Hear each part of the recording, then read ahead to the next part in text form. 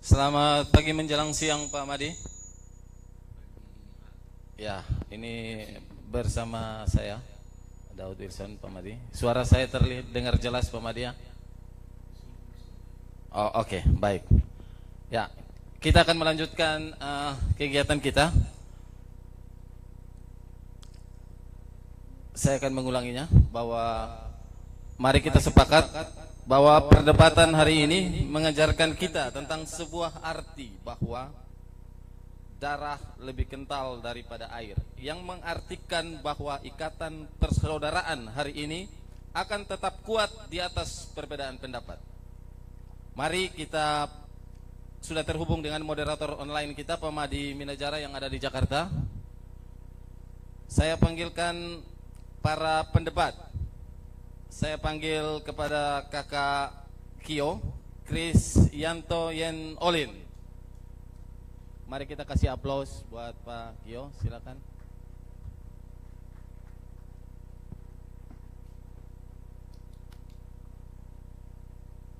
Oke, silakan Pak Kio.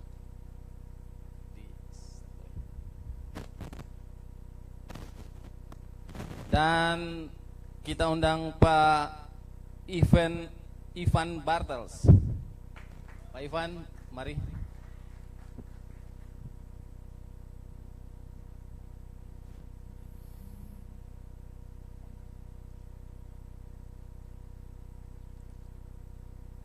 Ya, baik. Pak Madi Minajara, selamat pagi menjelang siang.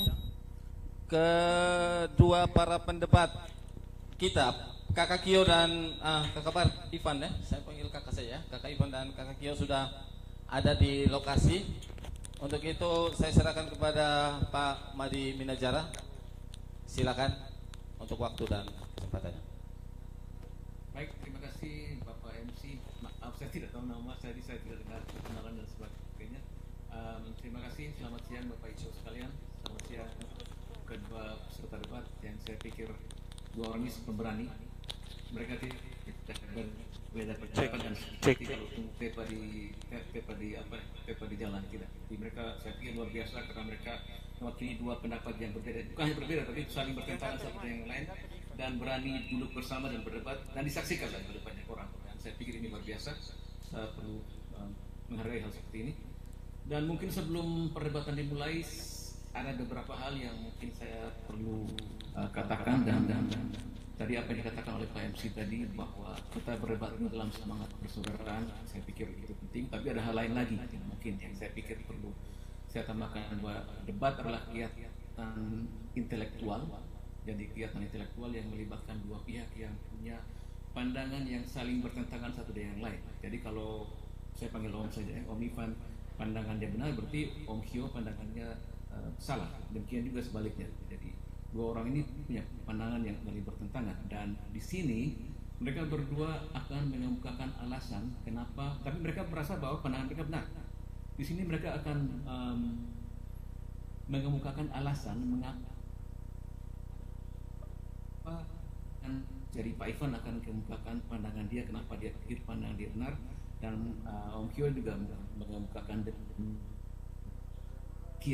Jadi ada argumen buat perdebatan ini, dan karena itu pihak ini saling sehingga saling tahu, dan di akhirnya nanti yang menilai adalah kita yang menjadi penikmat ini akan menilai siapa yang berhasil membuktikan bahwa pandangannya benar. Apakah Om Kyo atau Om Ivan, ataukah mungkin ada pandangan Om Kyo yang mungkin benar, sebagian lagi salah, atau mungkin Om Ivan juga demikian, ataukah mungkin dua-duanya sama-sama salah. Itu terserah kita yang penonton, kita akan mendapatkan manfaat. Jadi keberanian dua orang membuat kita semua yang masyarakat ini yang melihat ini mendapatkan manfaat. Nah, yang kedua mungkin tadi saya rasa sudah dibaca aturan debat walaupun saya tidak ikuti. Yang kedua adalah tentang masalah yang diperdebatkan di sini. Saya sudah mencoba untuk melihat pertukaran pendapat di internet lewat di media sosial, dan saya lihat ada dua hal yang diangkat. Jadi karena awalnya video dari Om Kyo, kemudian ditanggapi oleh Om Ivan, dan saya lihat ada dua hal yang akan diperdebatkan pada saat ini dari videonya Om Kyo, yaitu pertama bahwa pernyataan Om Kyo bahwa ada pihak-pihak yang bermain ya di balik di balik masalah penolakan terhadap pembangunan rumah ibadat yang terjadi baru-baru ini di kota-kota. Jadi ada pihak itu. Dan kedua, ada himbauan untuk para pihak ini untuk berhenti. Kalau tidak mereka akan dihisap. Itu yang saya lihat dari sosial media, dan saya harap kedua hal ini akan diperdebatkan saat ini. Karena memang mungkin ada hal lain yang mau diperdebatkan, tapi dari pengamatan saya terhadap sosial media, dua hal itu yang diangkat oleh Om Ivan. Jadi mungkin itu yang diperdebatkan ini. Dan tadi saya pikir juga, saya harap sudah dibacakan juga tentang babak-babaknya. Saya pikir saya tidak perlu ulang lagi, dan kita langsung mulai dengan babak pertama, yaitu babak pernyataan pembuka di sini. Ya, pernyataan pembuka itu adalah di mana kedua belah pihak mengemukakan kepada kita apa yang dianggap benar, apa yang dia pikir benar, dan alasan dia mengatakan itu.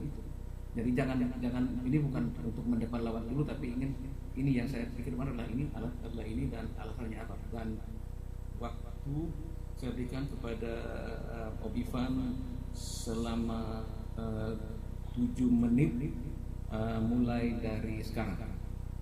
Silakan Om Ivan. Oke, cek suara saya jelas ya Pak Moderator. Sekarang sudah jadi 4/10 kayaknya. 4/10. Baik. Halo, kalau begini sudah lebih jelas? Sekitar 5/10. Oke, tapi terdengar jelas ya Pak Moderator? Ya, baik. Oke, baik. Terima kasih. Timer siap, saya punya waktu 7 menit. Oke, saya akan mulai mempresentasikan pernyataan pembuka saya. Oke, saya mulai. Pertama, untuk semuanya, selamat siang untuk kita semua. Mohon maaf atas kendala-kendala yang terjadi. Saya langsung saja. Pertama, bahwa ada semacam video. Sebenarnya ada tulisan dari Om Kyo dalam postingan tertentu. Mungkin nanti bisa ditampilkan di layar postingan beliau yang mengatakan demikian: siapapun yang bermain di balik terhambatnya izin Masjid Darul Amanah di Libab dalam kurung, jangan sampai nanti Anda menyesal. Well, ini statement yang menarik. Kalau dalam kepentingan argumen, ini kan klaim. Maka klaim ini yang ingin kami minta buktinya itu sejauh mana, kenapa statement ada seperti ini. Maka di sini kronologisnya saya membuat video untuk melakukan klarifikasi, meminta klarifikasi dari Pak Kyo terkait dengan statement beliau. Kalau Anda nonton video saya, video tanggapan terhadap Pak Kyo, itu sudah saya sampaikan beberapa poin terkait dengan statement Pak Kyo. Minimal ada dua hal. Ketika Pak Kyo katakan siapapun yang bermain di balik terhambatnya izin masjid ini, siapapun, ini artinya beliau mengasumsikan ada orang, ada oknum atau ada agen di balik ini. Entah itu siapa, tapi beliau punya keyakinan ada pihak di balik ini. Nah, ada dua kemungkinan. Pihak di balik ini adalah misalnya apakah ini agen intelektual tertentu yang secara diam-diam, ataukah ini memang misalnya dimaksudkan kepada warga. Itu yang mana? Itu yang ingin kami tanyakan. Kemudian kalau memang demikian, kenapa minta di stop? Ada apa? Apakah itu suatu gerakan yang salah? Kalau misalnya itu kepada kami, apakah ada yang salah terkait dengan gerakan atau penolakan tersebut? Tapi kalau misalnya itu pada oknum intelektual tertentu, ya Pak Kyo mungkin silakan kemukakan siapa orang itu dan apa justifikasinya. Tentu saja kita di level argumen ya, bukan klaim. Kalau ini kan masih statement. Itu yang pertama. Yang kedua, kemudian ada hal yang berikut. Om Kyo mengatakan jangan sampai nanti Anda menyesal. Well, ini menarik. Karena ada dua kemungkinan di sana. Kemungkinan pertama adalah Pak Kyo mungkin dalam kemungkinan mungkin nanti Anda menyesal karena mungkin kalian salah, jadi kalian menyesal. Itu yang pertama. Itu normatif. Tapi yang kedua maksudnya ini semacam ancaman. Awas ya, nanti kalian menyesal. Wow, ini yang benar ini seperti apa? Dan kalau antara dua kemungkinan yang mana, terus tolong elaborasi. Di sini saya minta argumen. Saya tidak minta Pak Kyo mengatakan statement, framing, semacam retorika kosong yang biasa terjadi di TV-TV para politisi kalau ngomong itu, kita tidak minta itu. Di sini kita minta argumen. Jadi statementnya Pak Kio tolong dielaborasi dengan statement, dengan argumen yang jelas dan valid. Waktu saya masih ada? Oke. Untuk itu saya hanya minta Pak Kio dua hal itu. Hal pertama dengan dua kemungkinan itu yang mana? Hal kedua terkait dengan menyesal itu dua kemungkinan itu yang mana? Jadi saya tidak akan kemana-mana Pak Kio. Saya hanya akan fokus pada poin ini, dan Pak Kio, saatnya Pak Kio sebagai seorang influencer mempertanggungjawabkan posisi Pak Kio terhadap statement Pak Kio. Hari ini semua warga masyarakat mendengar di online maupun sekarang di sini. Kita ingin benar-benar mendengar apa Pak Kio, orang yang benar-benar berpegang pada suatu ideologi yang kuat, prinsip yang teguh, bahwa ini statement bukan sekedar statement hanya sekedar untuk mencari followers atau konten ini viral, tapi ini memang benar-benar sesuatu yang bisa dipertanggungjawabkan. Karena kalau tidak, nampaknya ini sekedar hanya mau viral dan mencari follower atau atensi yang banyak untuk supaya kontennya naik saja. Tapi kalau tidak bisa, kalau bisa dipertanggungjawab, untuk itu Pak Kio hadir di sini. Untuk itu saya menantang Pak Kio. Kalau tidak ada statement itu, saya tidak perlu tantang Anda. Tantangan saya untuk poin itu. Jadi burden of proof, artinya beban pembuktian.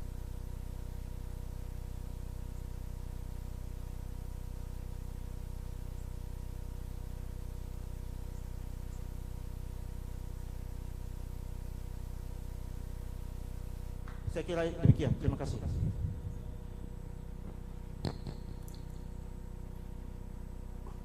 Kembali pada Pak Moderator. Baik, terima kasih Ivan atas pernyataan pembukanya. Jadi tadi yang dipertanyakan oleh Ivan memang hanya 2 poin itu, karena tadi saya lihat ada beliau mengatakan bahwa dari 2 pernyataan itu ada 2 kemungkinan makna. Dan Om Ivan justifikasi apapun nanti makna yang Kio gunakan.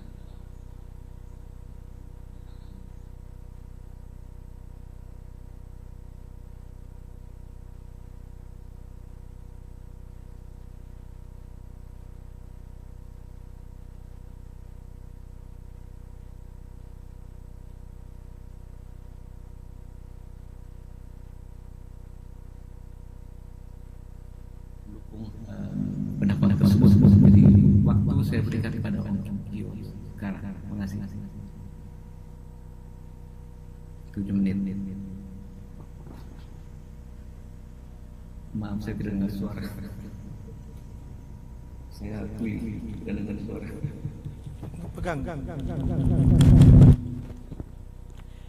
Cek. Suara saya kedengaran, Pak Moderator? Om Kio suaranya 10/10. Oke. Kedengaran ya Bapak ya? Ya. Oke. Shalom, selamat siang. Izin perkenalkan, nama saya Kristianto Yenoni, kebangsaan Indonesia, asli dari Alor. Saya anggota sekaligus juga orator Ormas Garda Tribalik Pulau Mura. Sebagai catatan kaki,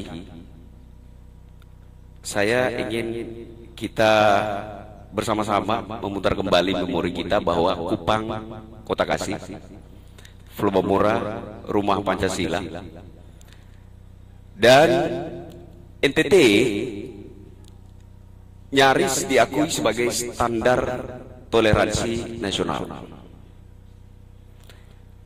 Itu adalah catatan kakinya. Kemarin saya coba-coba bikin tulisan, mungkin ini sebagai antarmuka.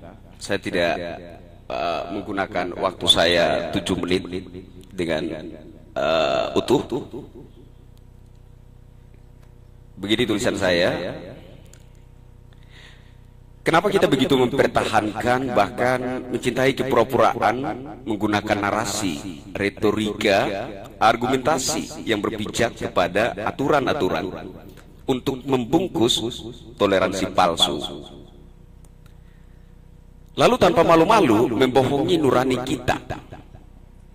Kita membujuk bahkan merayu-rayu diri kita sendiri untuk memaklumi dan membenarkan sentimen intoleran yang nyata dalam logika-logika pembenaran yang kita bangun, kemudian memaksakan kesimpulan bahwa kita sesungguhnya adalah kaum yang paling toleran. Kita menolak pembangunan yang tidak memenuhi, kita hanya menolak pembangunan yang tidak memenuhi syarat. Apa sebenarnya toleransi? Saya berikan sebuah ilustrasi. Ada seorang ibu, anaknya merengek minta ikan. Lalu dia pergi ke pasar membeli ikan. Sama penjualnya bahwa ikan tersebut harga 50.000. Ibu hanya punya uang 30.000. Bagaimana ibu ini mendapatkan ikan sementara anaknya merengek minta ikan? Melihat kondisi ibu yang berkekurangan ini, penjual ikan kemudian iba. Ikan harga 50.000, tapi karena iba, dia kemudian memberikan ikan yang 50.000 dengan harga 30.000. Itulah toleransi. Jadi kita orang NTT sebaiknya berhenti memuja diri sebagai standar toleransi, karena itu hanya retorika pembenaran, dan berhentilah memuja toleransi palsu, karena pada hakikatnya kita bersahabat dengan intoleran. Saya kira itu sebagai antarmuka saya. Terima kasih. Baik, terima kasih Pak Kyo. Kalau saya coba ringkas sini, argumennya adalah bahwa NTT terkenal sebagai NTT Pulau Mora terkenal sebagai daerah yang toleran, tapi tindakan yang terjadi di baru ini dengan melakukan itu Kyo anggap sebagai bentuk intoleransi yang bersembunyi di balik kedok peraturan, sehingga pada saat satu pembangunan sebuah rumah ibadat ditolak dengan alasan karena belum memenuhi satu aturan, maka itu hanya kedok. Kalau tidak salah itu seperti itu. Jadi saya tidak tahu nanti hubungannya dengan yang dengan pernyataan dengan tanggapan dengan pendapat Om Ivan seperti apa, nanti bisa dielaborasi lebih lanjut. Nah, kalau begitu mungkin kita selesaikan dulu di babak pernyataan pembuka, dan berikut adalah kita sampai ke pertanyaan klarifikasi. Jadi pertanyaan klarifikasi, jadi ada hal tertentu yang Om Ivan tidak mengerti dari pandangan Om Kyo, mungkin ditanyakan. Ini belum saling menyerang. Terus yang demikian juga sebaliknya, kalau ada pandangan Om Ivan yang Om Kyo tidak pahami dan ingin mendapatkan gambaran lebih jelas tentang pandangan beliau, silakan diajukan pertanyaan. Jadi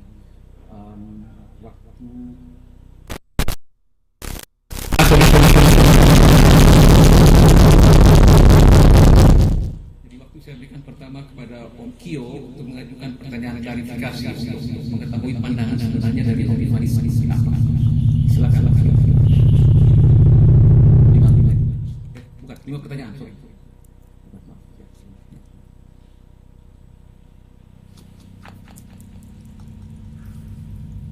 Silakan.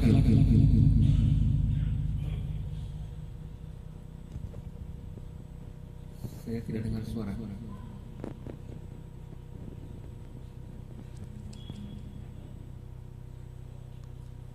Atau suara saya juga mungkin tidak dengar. Cek. Ya, izin Pak Madi manajer, karena suaranya masih sangat kecil di sini. Jadi saya coba menyampaikan inti daripada maksud dari Pak Moderator, pemirsa bahwa ini klarifikasi terkait pernyataan dari Pak Ivan Bartes dan diberikan kesempatan kepada Pak Kio. 5 pertanyaan. Ya, baik. Oke. Waktunya tetap 7 menit.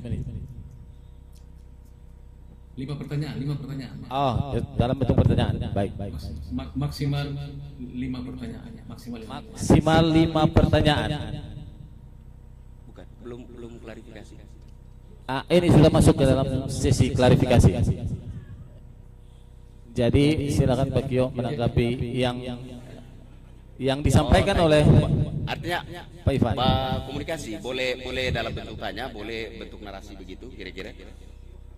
Pertanyaan klarifikasi hari ini adalah Pak Kio ingin mengetahui lebih lanjut pendapat Pak Ivan. Jadi karena ada hal yang tidak selesai, tidak diketahui, yang tidak jelas dari pandangan Pak Ivan, itu yang Pak Kio ingin ketahui. Jadi sehingga nanti soal balasan-balasnya nanti itu di babak berikut. Ini ingin tahu aja supaya nanti jangan sampai nanti Pak Ivan tidak tahu posisi sebenarnya dari Om Kio. Om Kio tidak. Jadi dia serang Klarifikasi dari sisi saya itu bukan pandangannya Om Kio. Jadi Oke. Ya, baik. Jadi saya ulangi. Ini Pak Kio akan mengklarifikasi pernyataan dari Bapak Ivan. Maksimal 5 ya. Silakan Pak Kio. Saya kira merujuk kepada statement saya saja ya, kemudian ditanggapi oleh Kakak Ivan itu saja. Jadi tidak harus poin-poin itu saya pikir. Jadi awal saya dan beberapa teman podcast Speak Up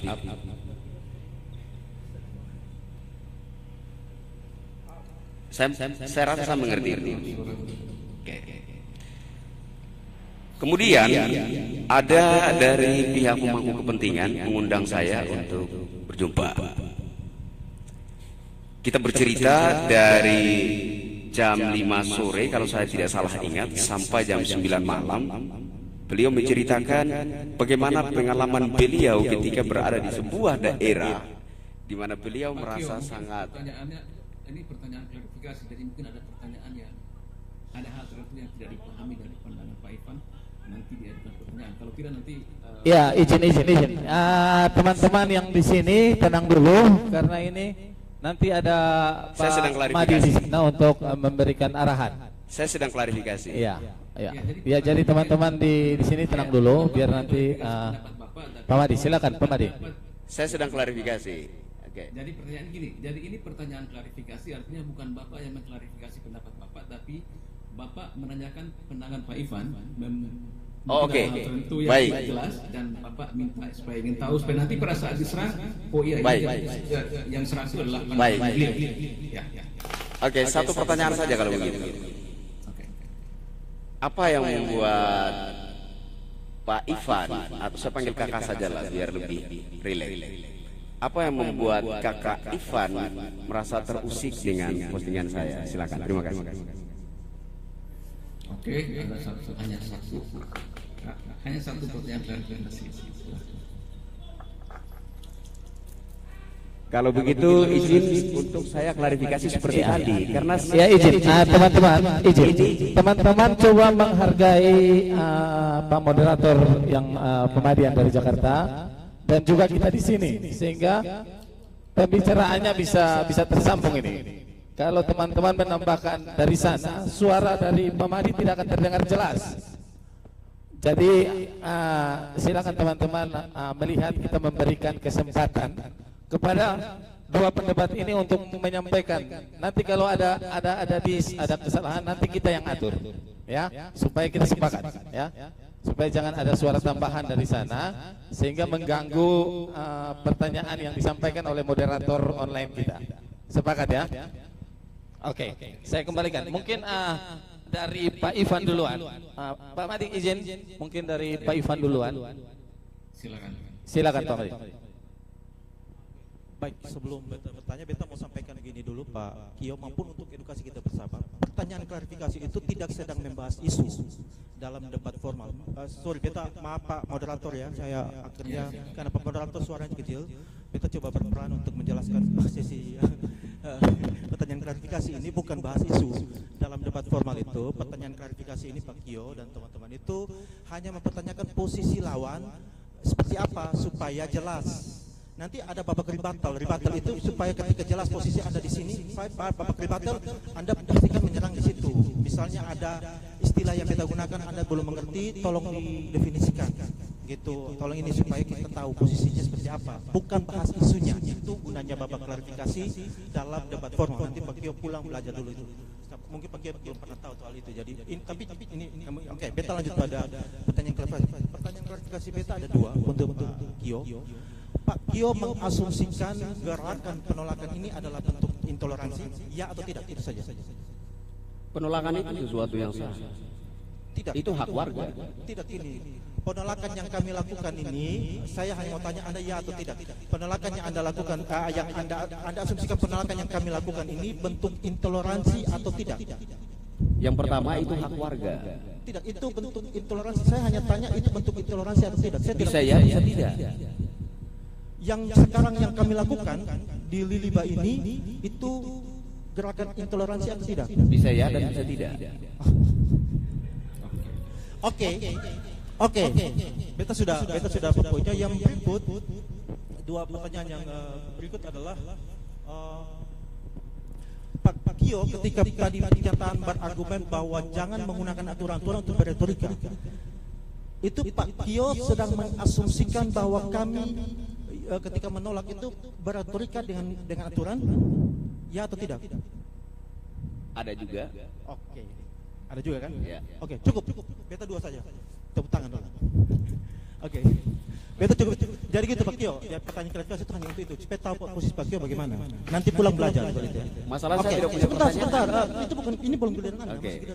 Ada moderator. Anda perlu disiplin. Oke. Kalau Anda tidak disiplin nanti bagaimana? Terima kasih. Oke. Silakan kembali ke moderator. Baik, terima kasih Om Ivan dan Om Kio yang sudah mengajukan pertanyaan klarifikasi. Tadi ada dua dari Om Ivan dan satu dari Om Kio. Tadi yang dari Om Kio tadi apa motivasinya sehingga merasa terganggu dengan pernyataan Om Kio. Dari Om Ivan tadi saya kurang jelas di sini. Dan saya harap dengan jawaban yang diberikan oleh kedua belah pihak ini masing-masing sudah bisa memahami kerangka berpikirnya lawan sehingga nanti hal ini akan bermanfaat pada babak berikut, jadi babak rebuttal atau babak sanggahan. Jadi kita masuk ke babak berikut dari babak rebuttal.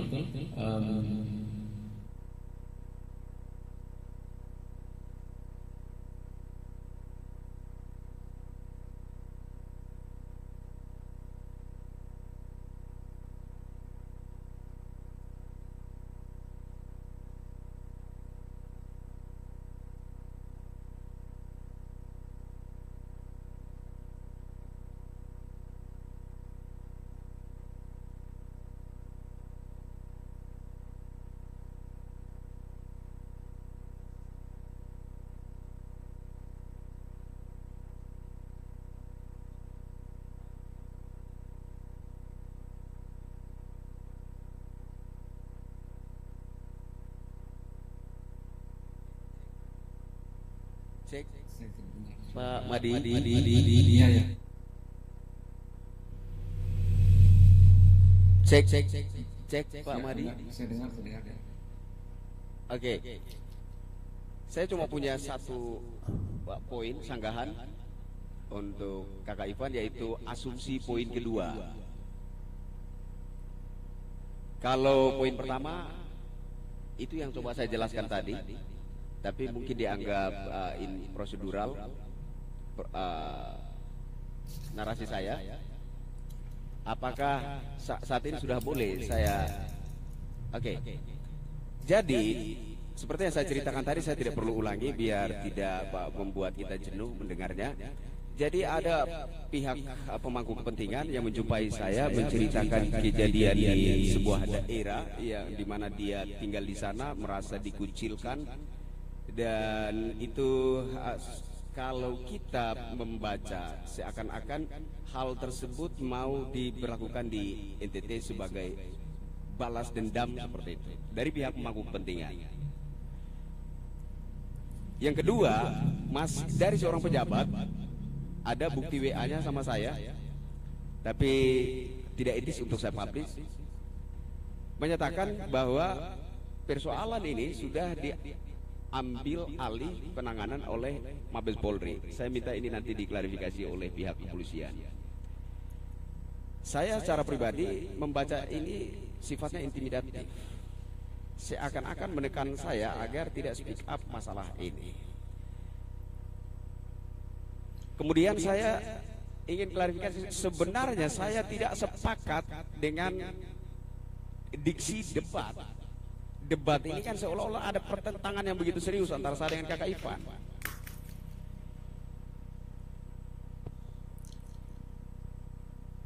Saya lebih sepakat kalau ini adalah sebuah dialog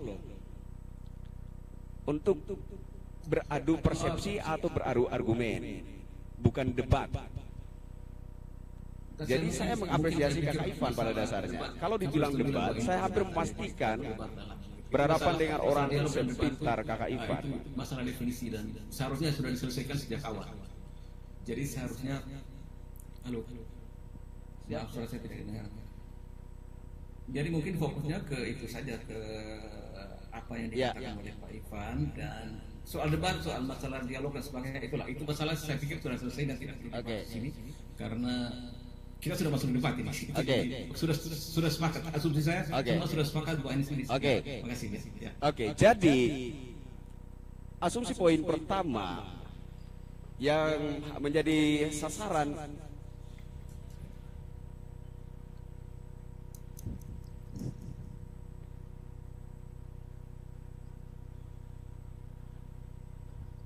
kita mohon kerjasamanya untuk teman-teman. Saya mohon kerjasamanya sekali lagi untuk teman-teman agar menahan diri, biar apa yang dijelaskan oleh Kak Kio, apa yang dijelaskan oleh Pak Ivan ini bisa tersampaikan baik oleh teman-teman yang di sini maupun teman-teman yang menonton di rumah. Begitu. Kalau ada gangguan di sini, maka itu akan masuk ke speaker teman-teman yang nonton dari rumah dan akan mengganggu. Jadi saya harap teman-teman agar menahan diri. Kita memberikan kesempatan kepada Kak Kio dan Om Ivan untuk menyampaikan pendapat. Ya, silakan Om Kio lanjutkan. Ya, terima kasih. Saya berharap kita semua kooperatif dengan kondisi ini agar ini menjadi elegan. Saya pikir begitu. Karena di awal tadi saya sudah bilang bahwa penolakan warga itu sesuatu yang sah. Tapi kemudian kita juga harus mengakui bahwa ada yang mendukung itu juga sah. Karena kita negara demokrasi. Jadi saya pertegas bahwa asumsi yang kedua dari Kakak Ivan bahwasanya statement saya itu mengarah, mengancam atau menekan pihak warga yang menolak, tidak. Tetapi asumsi yang pertama bahwa itu dialamatkan kepada pihak pemangku kepentingan tertentu yang saya maksudkan bermain di balik persoalan ini, ya. Karena ada beberapa hal yang menjadi indikator dari statement saya. Terima kasih. Baik, terima kasih Pak Kio atas bataannya. Maaf tadi kadang suara.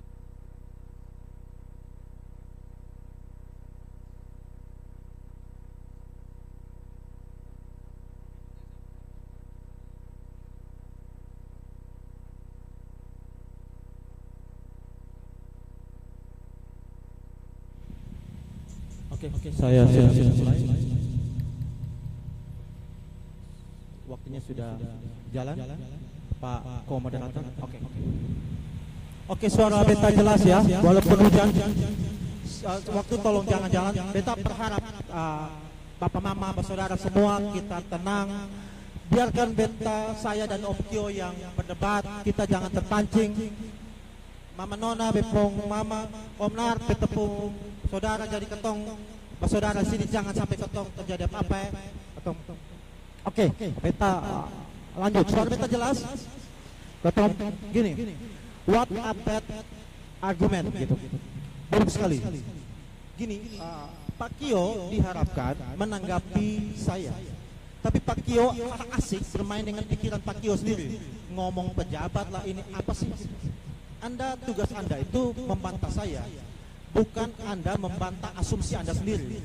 Itu gunanya klarifikasi tadi. Tapi Anda tidak memanfaatkan momen itu dengan baik. Itu yang pertama. Yang kedua, argumen beta, beliau tidak singgung sama sekali. Hanya ada satu hal terkait dengan orang di balik itu, oknum di balik itu. Tapi saya akan menanggapi argumen yang sifatnya red herring ya, Pak Moderator. Saya izin kalau misalnya saya red herring terlalu atau gimana, mohon silakan ditegur saja. Tapi ini menarik karena ada penilaian dari Pak Kio adalah fenomena ini dianggap sebagai balas dendam. Ini menurut seorang pejabat. Well, Pak Kio berani bawa argumen itu ke sini. Pertanyaan yang paling menarik adalah Pak Kio menyerahkan otoritas untuk justifikasi ini pada pejabat itu sebagai bentuk sumber otoritas yang valid untuk menyatakan bahwa ini dianggap sebagai balas dendam. Paham tidak? Kalau Anda menggunakan pejabat sebagai otoritas yang valid untuk mengatakan bahwa gerakan ini adalah gerakan yang balas dendam, pertanyaannya tahu dari mana? Itu pertanyaan epistemologinya. Terus apakah pejabat itu telah melakukan survei misalnya? Dia telah melakukan survei ilmiah bahwa sudah mensurvei semua bahwa warga yang menolak ini setelah disurvei secara ilmiah bahwa ternyata memang untuk balas dendam. Itu kalau kita dalam penelitian ilmiah itu biasanya disurvei. Kemudian dapat ditarik kesimpulan bahwa sekian persen demikian persen. Nah ini pernyataannya Pak Kio ini cukup berani. Beta pikir di level argumen beta sendiri cukup takut untuk mengatakan statement seperti itu. Kalau pejabat itu berani mengklaim bahwa ini adalah bentuk dianggap balas dendam, kemudian Pak Kio membawa ini ke meja argumen, well itu sungguh berani Om. Anda harus buktikan itu. Pihak pemangku kepentingan bukan pejabat. Anda jangan bicara. Anda harus buktikan itu sekarang ini. Apakah pejabat itu pemangku kepentingan itu melakukan survei? Surveinya seperti apa? Dan seberapa valid survei itu? Kalau Anda bilang tidak katakan survei, maka pemangku kepentingan itu seberapa valid? Ucapannya itu bisa dipegang. Seberapa valid? Anda tidak. Kalau Anda ngomong gitu, beta juga bisa bilang bahwa ada pemangku kebijakan yang mengatakan Pak Kio itu sebenarnya adalah seorang teroris. Lalu apa? Apa nilainya? Itu statement. Anda di sini berargumen, Anda bukan statement. Jadi tinggalkan kebiasaan Anda di konten-konten, di dialog-dialog interaktif yang ngomong bebas yang tidak jelas itu. Jangan bawa ke sini. Anda tidak sedang berhadapan dengan orang yang tidak paham tentang argumen. Itu saya punya makanan hari-hari. Jadi saya minta Anda kasih argumen, bukan kasih gula-gula statement ke saya. Gitu. Jadi Anda tolong kasih tahu oknum di balik itu siapa. Oke, baik, terima kasih.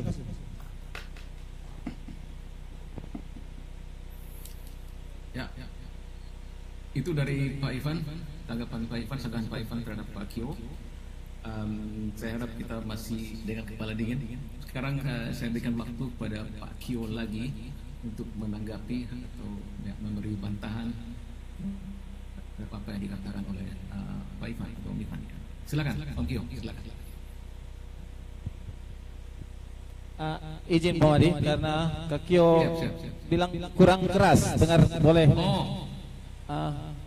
Boleh dibantu teman-teman dari speaker, karena pertanyaan dari narasumber kita kurang didengar jelas oleh Pak Kio. Pak Madi, boleh izin Pak Madi ulangi sekali lagi? Silakan. Baik, kesempatan berikut adalah bantahan dari Om Kio. Jadi Om Kio tadi sudah dengar dari akumulasi dari tadi pandangan Om Ivan, mungkin sudah dapat gambaran lebih jelas. Dan sekarang saatnya Om Kio untuk menanggapi atau izin Pak Madi dipotong karena suaranya masih belum jelas Pak Madi. Izin Pak Madi, teman-teman boleh kasih jelas supaya jangan ya, coba cek satu. Oke, Pak Madi, coba boleh sapa teman-teman. Halo, selamat siang Pak Madi. 2, 3, 1, 2, 3, 1, 2, 3, 3, 2, 1. Ini saya sudah taruh mic sudah mendapatkan mic ke mulut. Halo Pak Madi, selamat siang. Selamat siang. Sudah bisa dengar suara saya?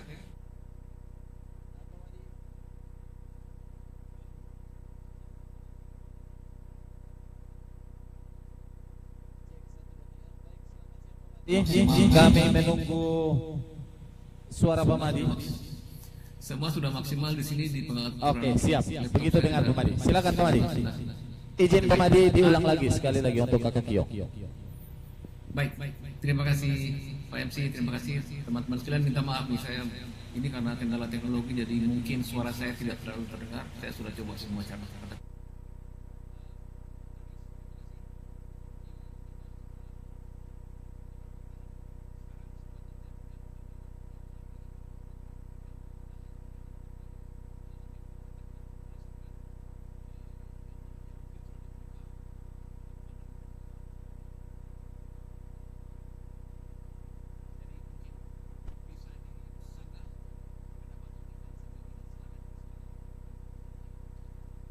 Lima menit.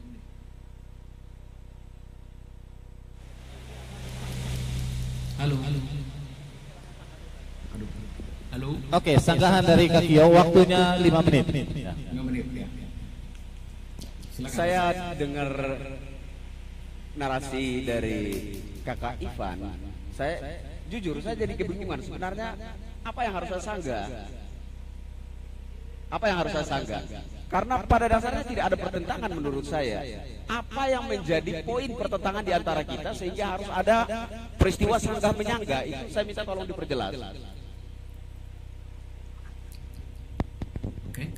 Itu saja Om Kio atau masih ada yang lain?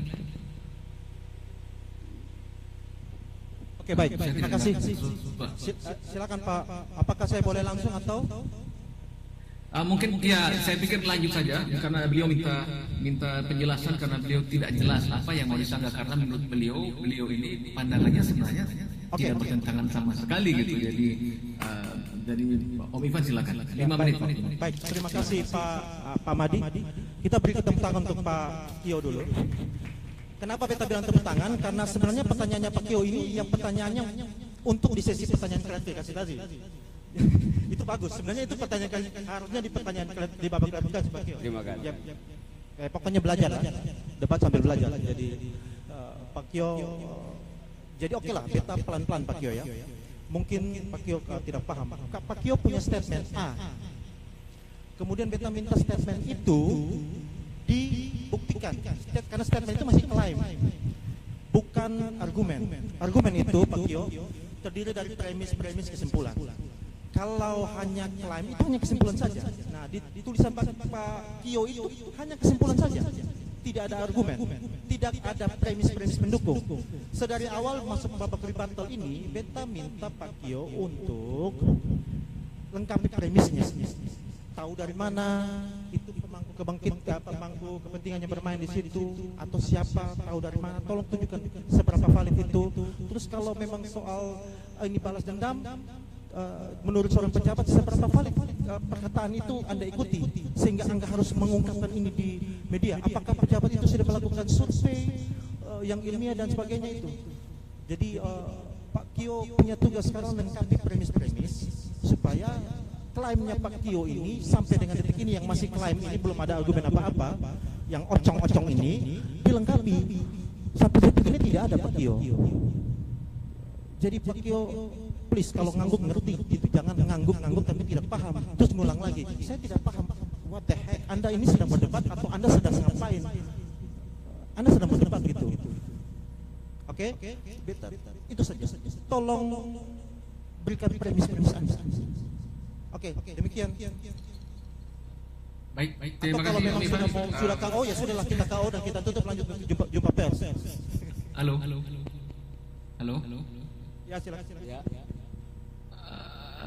Oke, maaf kadang muncul kadang hilang tapi terima kasih Om Ivan atas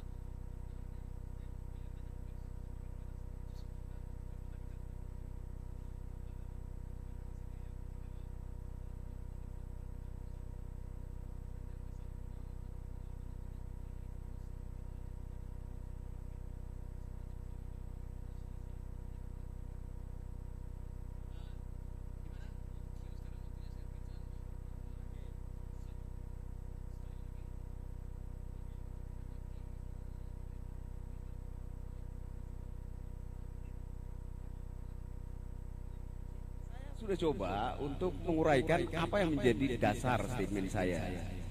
Tapi saya merasa dihalangi tadi kan. Tapi tidak apa-apa, saya coba ulangi bahwa tanggapan Kakak Ivan, saya menyanggah yang poin kedua itu tidak benar. Tapi poin pertama bahwa ada keyakinan saya ada pihak pemangku kepentingan di balik ini. Saya mengakui itu dengan beberapa kejadian yang saya alami sendiri sebagai indikatornya. Itu yang saya coba ceritakan tadi, bahwa ada pihak pemangku kepentingan yang menjumpai saya, merasa terusik dengan ketika saya dan teman-teman speak up masalah ini, kemudian menceritakan kejadian di daerah lain ketika dia ada di situ dan seterusnya. Oke. Yang kedua, ada WhatsApp dari seorang pejabat yang menyatakan seperti yang sudah saya jelaskan tadi. Kemudian terkait dengan audiensi warga dengan Pak Wali Kota, kalau tidak salah statement dari ibu yang di depan ini bahwa Bapak Wali Kota menjanjikan segel. Jadi hal-hal ini menurut saya menjadi indikator keyakinan saya bahwa memang ada pihak pemangku kepentingan yang bermain di balik ini. Saya kira itu.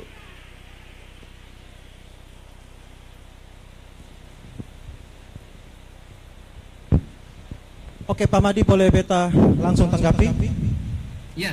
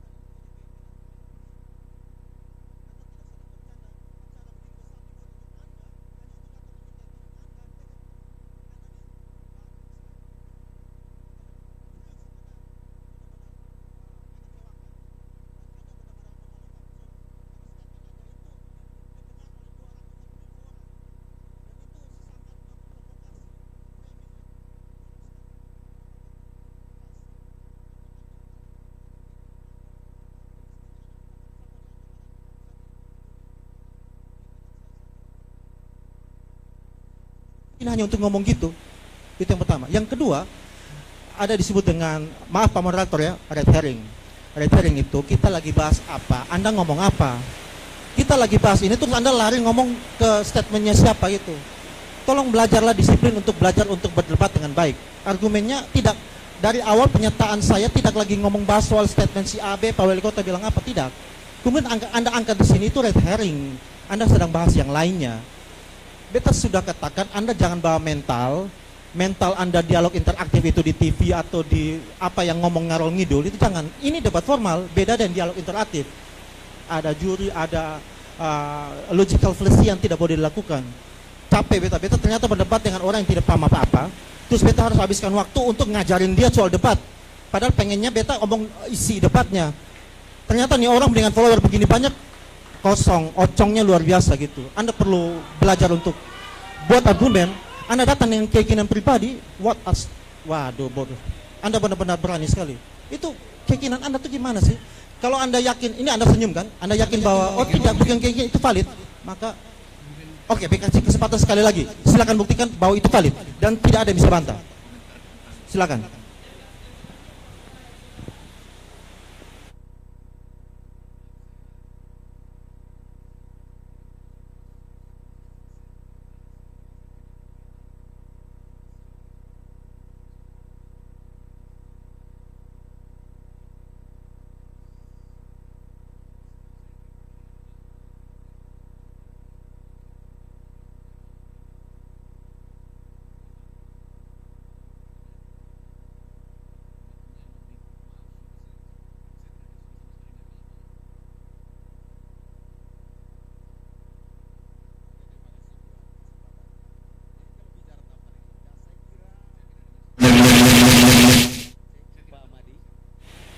Cek.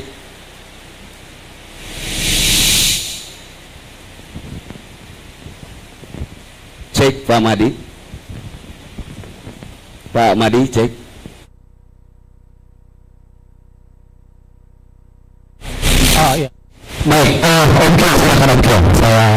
mengakhiri Bang Arif. Silakan.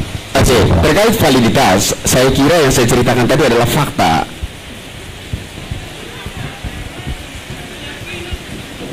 Yang saya ceritakan tadi adalah fakta. Pertemuan saya dengan pihak pemangku kepentingan, kemudian WhatsApp dari seorang pejabat, itu adalah fakta.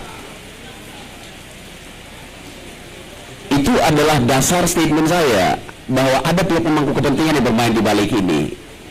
Kan itu sebenarnya. Kan itu yang dipersoalkan Kakak Ivan kepada saya. Lantas saya harus bicara apa selain itu?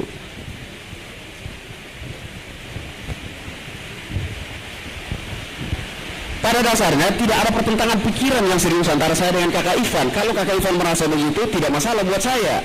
Tapi saya tidak boleh ikut dalam ritme Kakak Ivan. Saya juga harus mempertahankan pikiran saya bahwa itulah sebenarnya dasar dari statement saya.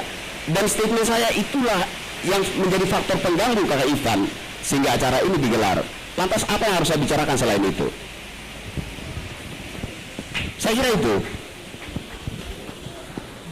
Pak Nadi, saya langsung ya. Teman-teman, beta akan demonstrasikan ya. Tadi itu bukan argumen, tadi itu retorika. Ini kita demonstrasikan supaya ini edukasi untuk seorang juga. Kalau nanti ke depan ada politisi ngomong-ngomong seperti ini, Anda jangan percaya. Dia berretorika bahwa ada ular di sana. Terus kita katakan tidak ada. Terus dia bilang, saya dengan Kak Ivan ini tidak ada masalah, kita tidak ada pertentangan. Padahal jelas dia bilang ada ular dan betul tidak ada. Terus dia bilang kita tidak ada pertentangan. Ngerti kan? Itu yang pertama.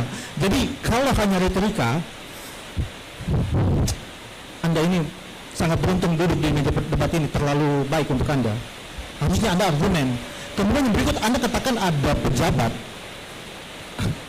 beta tinggal bilang bahwa ada WhatsApp dari pemangku kepentingan tertentu mengatakan bahwa Pak Kio ini teroris. Valid.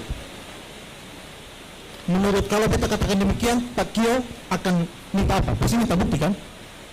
Nah, dia mengganggu. Nah, itu yang kita lakukan sekarang. Kenapa? Nah, kau kosong deh. Di semua.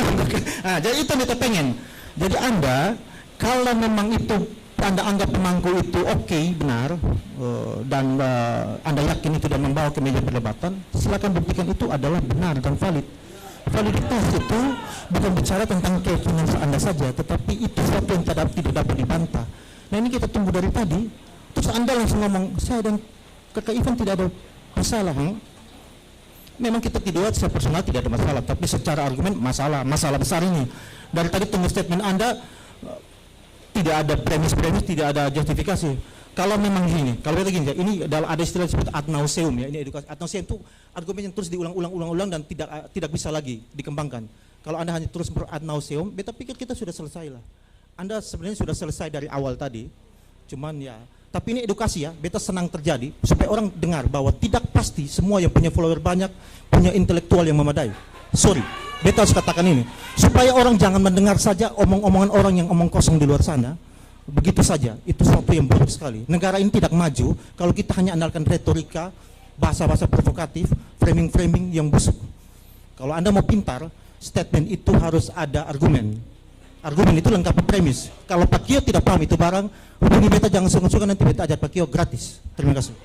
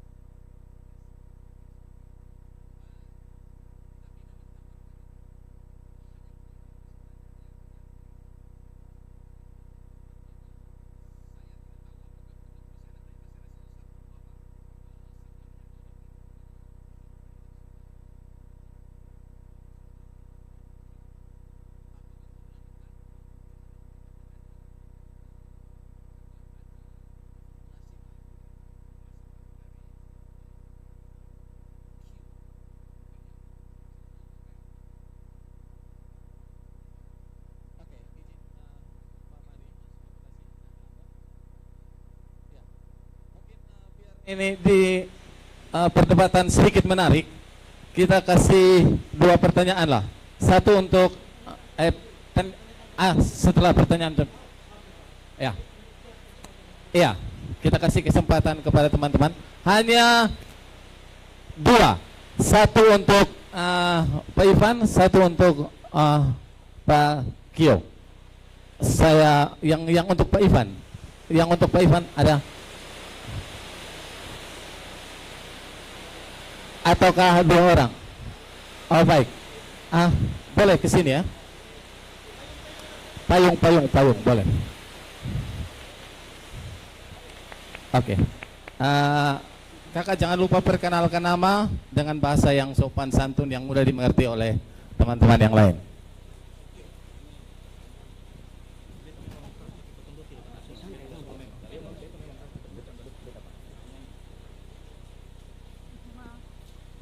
Oke, selamat siang. Perkenalkan, nama saya Susan.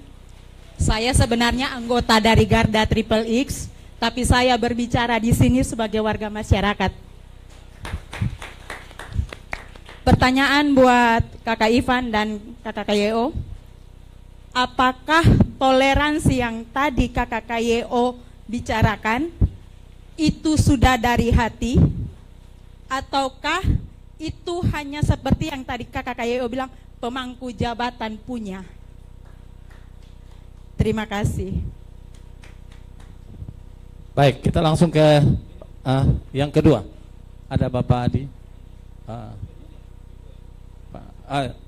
Boleh. Pak Adi silakan, nanti kakak terakhir ya. Boleh. Dari kedua pendapat bilang boleh tambah 1. Baik, selamat siang semua. Saya termasuk orang yang kecewa hadir di sini. Ya, nama saya Pendeta Dindi dan saya dari Laskar Timur Indonesia. Saya kecewa karena saya sebenarnya tidak datang, tapi ditelepon hadir karena ini debat yang penting sekali, dan saya karena kurang begitu ikuti perkembangan di media sosial. Setelah saya lihat tadi flyernya segala macam, wah ini bagus sekali. Karena debatnya debat adu argumen ya, bukan debat kusir begitu. Jadi bukan mengajari kakak siapa, bisa dipanggil apa ya? Kakak Kiok dan Om Ivan. Tapi maksud saya begini, kan ada babak-babak tadi kan. Babaknya ada babak klarifikasi, baru kemudian babak tanggap menanggapi. Harusnya itu berpegang pada babak klarifikasi tadi.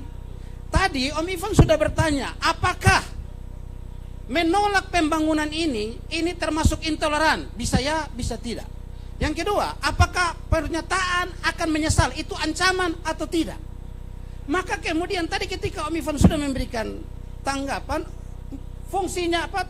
Tugasnya Om Kiok adalah memberikan bukti dan argumen terkait itu. Kalau itu intoleran, dasarnya apa? Apa argumennya bahwa tindakan itu toleran? Sehingga akan dibantah oleh Om Ivan. Tapi kalau hanya model begini, kita lagi nonton orang berdebat di pasar ikan. Minta maaf, saya sudah ini, lebih baik kami pulang. Tidak ada manfaat. Dan saya cuma memberikan penegasan bahwa jangan sampai hanya berdasarkan asumsi pribadi kita membuat satu pernyataan, membuat satu kesimpulan dan memframing dia begitu luar biasa, akhirnya orang memandang selalu negatif kepada kelompok penolak. Tidak selamanya. Ya. Karena kalau mau omong tentang toleran, saya juga orang yang sangat toleran. Ya. Jadi saya minta supaya jangan sembarang membuat kesimpulan, apalagi selalu kayak bilang itu keyakinan saya. Keyakinan saya tidak bisa dibawa dalam debat argumen ilmiah seperti ini, tidak bisa. Harus ada argumen. Demikian. Jadi saya kira jangan panjang lebar pilihan lain. Kalau masih mau debat ini berlanjut, kembali pada posisi klarifikasi tadi, perjelas itu, berikan argumen, kami semua akan nonton dengan tenang, tidak ada yang berteriak. Terima kasih. Baik, mungkin yang terakhir, silakan. Ya. Baik, terima kasih. Selamat siang Om Ivan, selamat siang Om KYO Ganteng.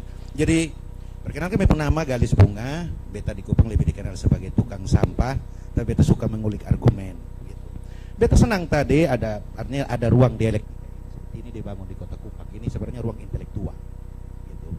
Nah, ada satu pertanyaan menarik karena data itu mengatakan bahwa hampir 72% orang Indonesia itu tuh mengalami yang namanya fungsional illiterate. Mungkin Om KYO paham tahu tidak apa itu fungsional illiterate. Beta jelaskan. Fungsional illiterate itu adalah buta huruf, sebuah kondisi buta huruf fungsional. Buta huruf fungsional itu adalah ketika seseorang itu tuh ciri-cirinya dia membicarakan sesuatu tetapi dia sendiri tidak paham apa yang sedang dia bicarakan. Gitu. Nah, ketika berbicara tadi tentang Om beta lihat ada pola tuh beta belajar dari satu filsuf Derrida namanya. Dia membangun satu teori dekonstruksi namanya, derekonstruksi. Gitu. Bolehlah itu Om pakai. Tetapi ketika Om berbicara toleransi, ada konsekuensi logis. Om harus menjelaskan apa itu definisi toleransi yang sedang Om pakai di sini, gitu. Apa definisinya? Seperti apa definisinya? Gitu. Nah, definisi toleransi yang sedang Om pakai di sini seperti apa? Lalu itu diambil dari etimologi mana, gitu. Epistemologinya mana? Tepat tidak dengan yang sedang Om angkat di sini, gitu. Apa sih toleransi itu, gitu. Secara etimologik, secara epistemologi yang sedang Om pakai di sini untuk membantah, menjawab apa yang sedang Om Ivan pertanyakan. Beta hanya mau Om KYO jawab itu saja, gitu. Kagum tuh beta kalau bicara soal toleransi, gitu. Nah, pertanyaan beta, apa itu toleransi secara etimologik dan secara epistemologi menurut Om KYO yang sedang Om gunakan di sini? Kira-kira seperti itu. Sehingga sama-sama paham. Om bicara toleransi, oh toleransi ini adalah ABCD, gitu. Berangkat dari etimologi ini, akar bahasa ini, epistemologinya ini, ilmu pengetahuannya ini, gitu. Kira-kira itu saja yang tukang sampah sampaikan dan tanyakan. Terima kasih, selamat siang. Baik, Pak Madi masih mendengar suara saya, Pak Madi?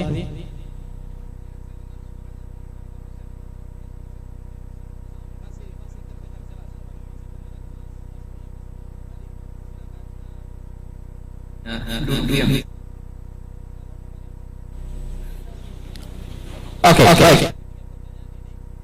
Silakan kita kasih ke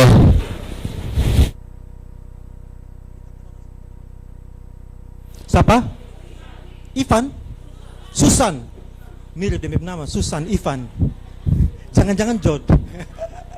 Oke, pertama itu pertanyaan itu toleransi dari hati atau tidak? Kalau beta misalnya beta katakan tidak, Anda juga tidak tahu. Beta katakan ya juga Anda tidak bisa tahu.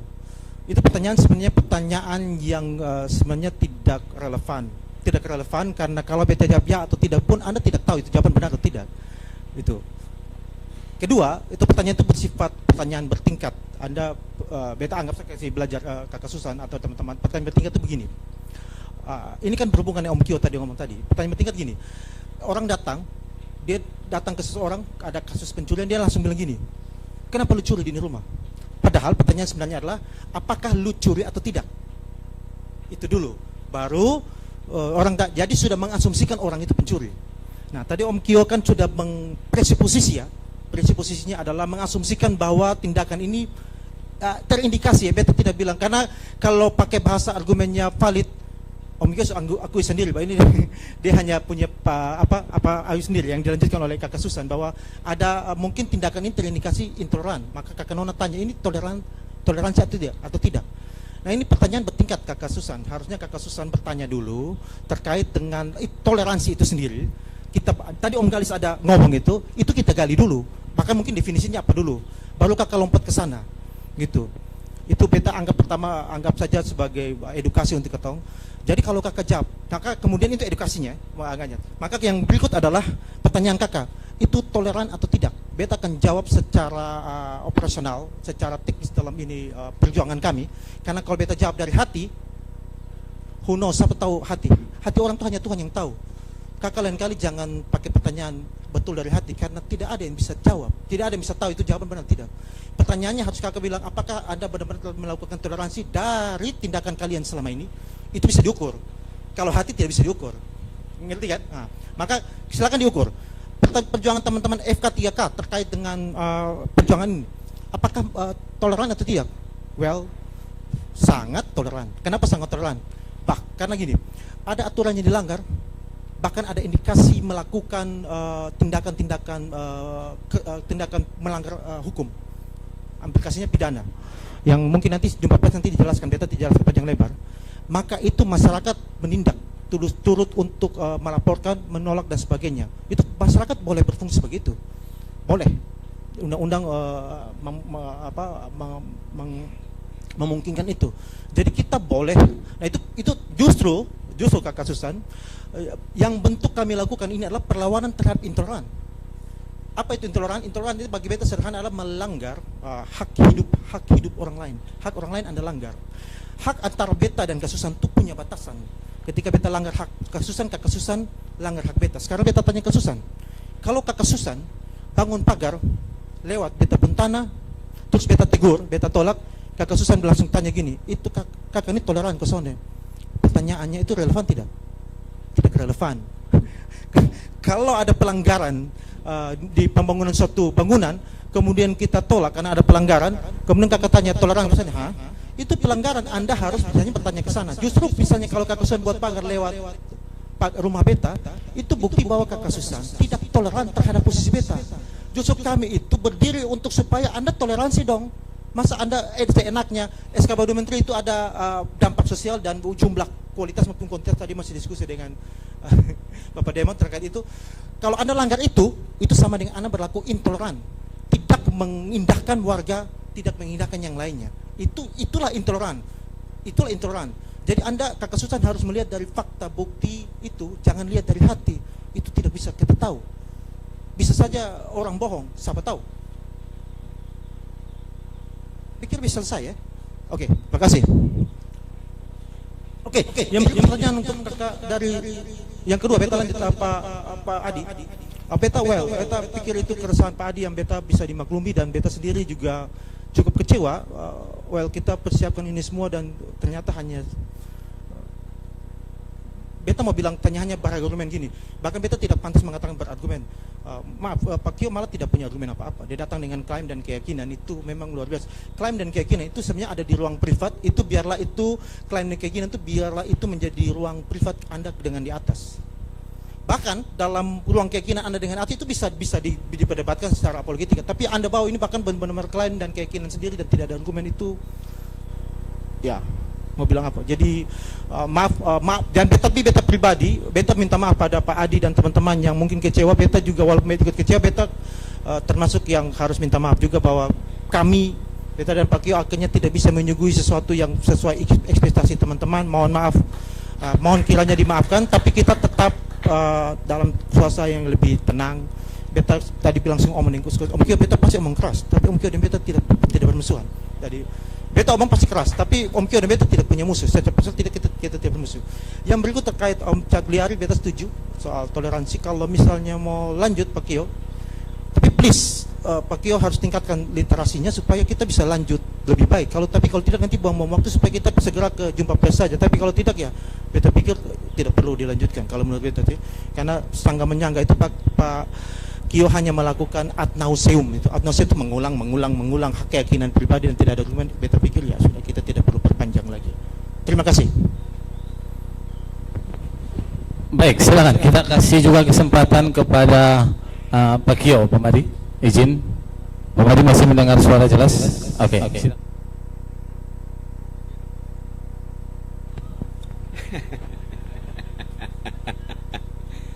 Oke. Jadi menurut saya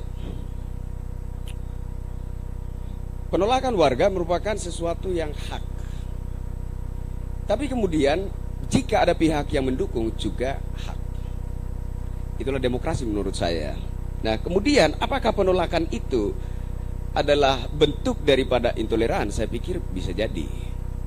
Tetapi barusan saya mendengar dari Kakak Ivan bahwa yang menjadi salah satu pijakan mereka adalah ada tembok yang menghalangi jalan, dan ini bentuk intoleran terhadap warga setempat. Kira-kira seperti itu. Itu analogi tadi. Analogi, Pak. Analogi. Iya, tenang. Teman-teman tenang. Teman-teman tenang, karena biar Kakak Kio menyampaikan dulu apa yang mau disampaikan. Karena selain daripada teman-teman mendengar di sini, ada juga teman-teman kita yang menonton dari luar. Jadi biarkan Kakak Kio memberikan argumennya. Silakan lanjut. Sementara Kak kita Kikyo. sedang bicara tentang rumah ibadah. Saya bicara rumah ibadah. Makanya saya bilang penolakan dari warga itu bisa jadi bentuk intoleran. Silakan ditanggapi. Kenapa itu tidak termasuk intoleran?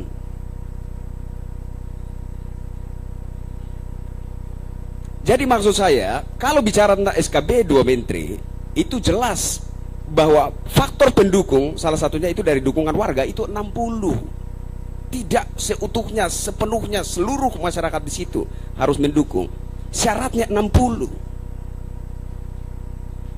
Dan syarat itu sudah pernah dibawa ke FKUB kan? Ya, nanti kita diskusi lebih lanjut tentang itu. Jadi maksud saya, kita orang NTT seperti antarmuka saya tadi, bahwa kembalikan memori kita bahwa kita ini adalah rumah Pancasila. Kalau kemudian terjadi ada kejadian-kejadian intoleran di luar daerah kita, menurut saya itu dilakukan oleh orang-orang bodoh. Saya yakin orang NTT bukan orang-orang bodoh. Sehingga kalau kemudian hal-hal yang terjadi di luar sana memicu emosi kita lantas melakukan hal yang sama, pertanyaan saya, apakah kita mau ikut-ikutan jadi bodoh juga? Saya kira itu. Terima kasih. Oke, baik. Saya kira teman-teman di sini maupun teman-teman di rumah, izin Pak Madi dari Jakarta. Ya. Maupun di rumah dapat melihat kedua para pendebat kita dan apa yang mereka sampaikan, kita menyimpulkan dan menilai sendiri. Penilaian itu kita berikan kepada teman-teman yang mendengarkan dan menilai. Jadi kita hormati juga penyampaian dari Kakak Kio dan penyampaian dari Kakak Ivan. Sekarang kita masuk ke closing statement. Saya berikan kesempatan closing statement ini kepada Kakak Kio duluan. Habis baru Kakak Ivan sebagai terakhir ya. Oke. Oke, sudah.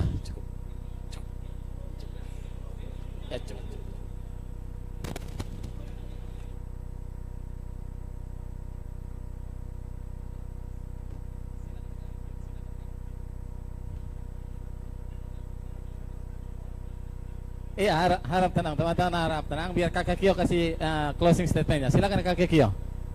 Oke.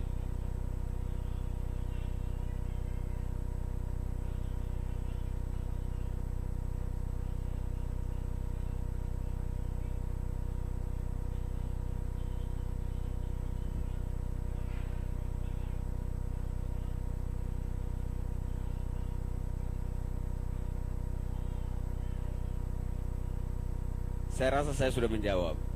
Terima kasih. Ya. Ya, nanti ada sisinya. Nanti sisi jumpa pers silakan bertanya. Nanti Kakak Kio silakan Kakak Kio. Closing statementnya dulu ya. Oke. Kita closing dulu. Ayo Kakak Kio silakan. Beberapa waktu yang lalu, Oke, teman-teman harap tenang. Silakan Kakak Kio. Waktunya cuma sekitar 3 menit ya, cukup. Ya. NTT adalah tempat di mana nilai-nilai Pancasila itu digali. Beberapa waktu yang lalu Tuan Gubernur mengatakan bahwa kita ingin menunjukkan kepada dunia bahwa NTT ini rumah Pancasila. Kemudian ada seorang pejabat yang mendapat penghargaan yang begitu luar biasa, bahkan dipuja-puji oleh para pendukungnya, bahwa Kota Kupang perlu menyediakan sebuah gudang khusus untuk menampung segala penghargaannya. Ini menunjukkan bahwa NTT merupakan daerah yang pantas menjadi standar toleransi. Saya ingin kita membuktikan itu secara jantan, bahwa NTT memang rumah Pancasila dan standar toleransi. Bila mana ada kendala-kendala teknis dan urusan pembangunan rumah ibadah dan lain-lain, ada kekurangan-kekurangan, kenapa kita tidak kembali kepada makna gotong royong untuk sama-sama mensukseskan itu demi mendapatkan legitimasi bahwa NTT memang benar-benar adalah rumah Pancasila dan standar toleransi. Saya kira itu closing saya. Terima kasih. Ya, kita kasih aplaus dulu buat Kakak Kio dan silakan Kakak Ivan.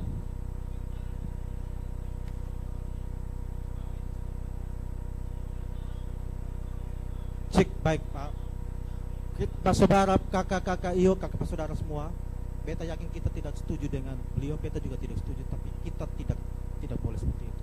Kalau Pak saudara dong masih berpikir bahwa beta yang ngomong ini tempat Pak saudara, Pak Mama dong mau dengar, maka beta minta jangan seperti itu. Katong sepakat? Sepakat. Jangan seperti itu. Bagaimanapun gini, bagi beta gini. Setelah ini kita tetap ketemu di jalan. Apakah kita mau pukul kan tidak? Gitu. Om Kio, ada Om Narkis ini dan teman-teman kan. Apakah perbedaan? Ada ayat dikatakan di Galatia 4:16 mengatakan apakah dengan mengatakan kebenaran aku menjadi musuhmu? Tidak. Jadi kayak beta sendiri, teman-teman lihat beta ngomong keras ke Om Kio. Tapi beta tadi bilang dia, beta ngomong memang keras, tapi Om Kio dan beta tidak bermusuhan. Kita dua personal tidak ada masalah. Tapi argumen Anda beta harus hancurkan. Itu beta punya janji dalam pergumulan beta kemarin. Dan janji itu beta penuhi, beta hancurkan. Karena apa? Bukan untuk kepentingan menang kalah, tapi ada kepentingan masyarakat banyak yang melihat postingannya beliau. Gitu. Yang berikut adalah Pak Kio ada yang disebut dengan strawman. Strawman itu lagi nih, dia asik dengan diri sendiri, tapi dia tidak membantah orang lain.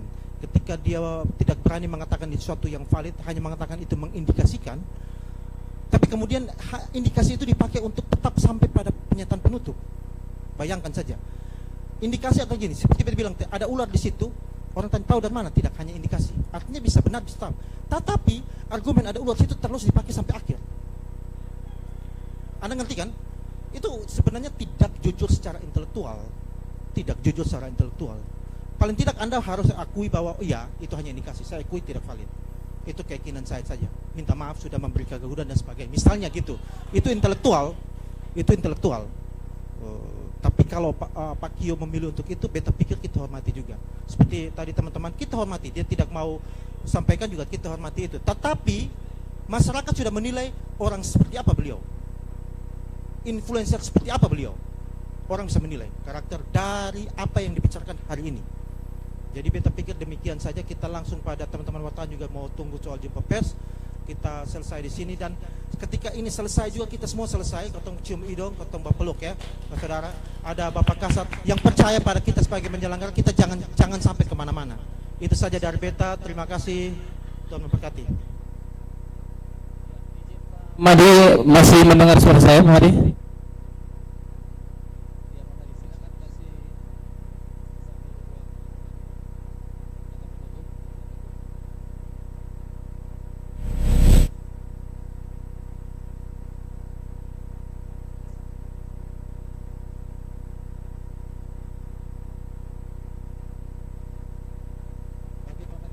Nunggu dari Pak Madi, silakan.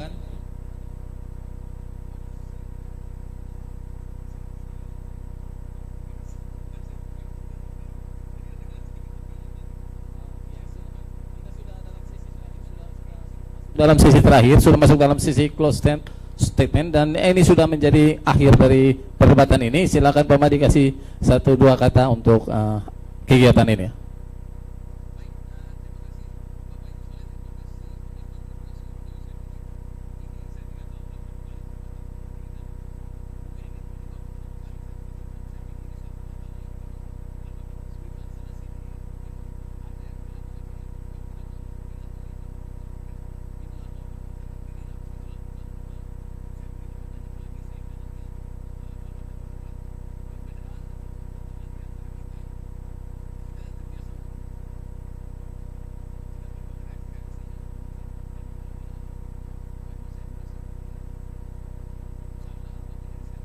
Berlebihan tidak. Saya pikir.